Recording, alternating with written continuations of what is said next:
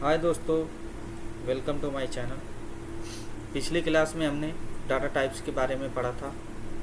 Data types होते क्या हैं, और तो हमने ये छोटा सा सैंपल लेके उसको टेस्ट किया था। तो इस वीडियो में हम उसके टाइप्स पढ़ेंगे। डाटा टाइप्स कितने प्रकार के होते हैं। तो डाटा टाइप्स के प्रकार value data types and reference data types. एक और होता है पॉइंटर डाटा टाइप्स, वो हम आगे पढ़ेंगे। अभी फ़िलहाल के लिए दो ही पढ़ेंगे, value data type and reference data type. Value data type primitive and reference data type non primitive. तो इस वीडियो में चलिए हम जानते हैं वैल्यू टाइप में हम क्या क्या पढ़ेंगे बिना टाइम वेस्ट किए। चलिए शुरू करते हैं।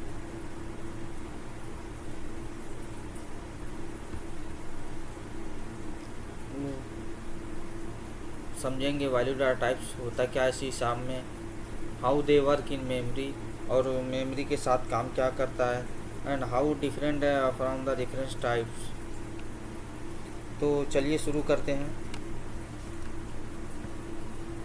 जब हम वैल्यू टाइप वेरिएबल बनाते हैं, कोई भी वेरिएबल ले लें, इंटीजर, फ्लोट या बूल, तो उनकी वैल्यू डायरेक्टली स्टैक मेमोरी में स्टोर होती है।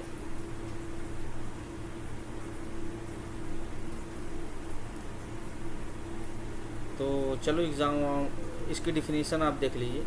Value types directly contain their data when assigned a new variable a copy of the value is made. समझ रहे हैं आप क्या कह रहा है? ये डायरेक्टली कंटेन करता है डाटा को, असाइन करता है न्यू वेरिएबल में। तो चलिए एग्जांपल के साथ हम देखते हैं।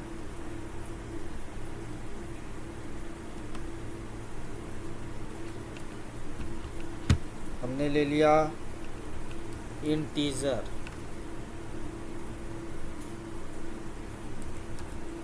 नंबर, वेरिएबल हमने ले लिया नंबर, और वैल्यू हमारी हो गई, ये वैल्यू डाटा टाइप्स है। ये हमारी डाटा टाइप्स ये है, और ये हमारी वैल्यू है। तो अब हमने इंटीजर में ले लिया है, तो इसको शो भी करना पड़ेगा।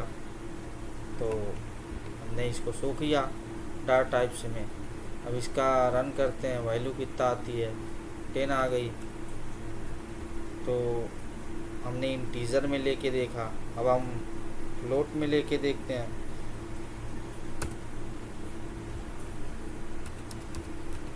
Float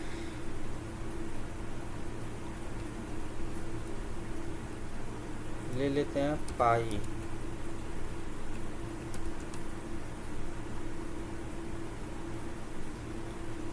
three dot 14 yup.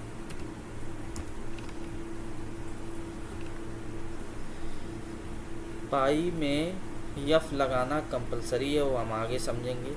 अभी इंटीजर फ्लोट ले लेते हैं।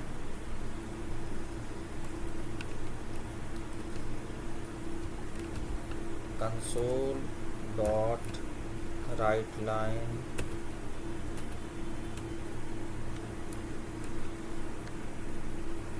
पाई। पाई की वैल्यू कितनी आएगी, कितना आ गई, 10। तो ये दो एग्जांपल के साथ हमने किया।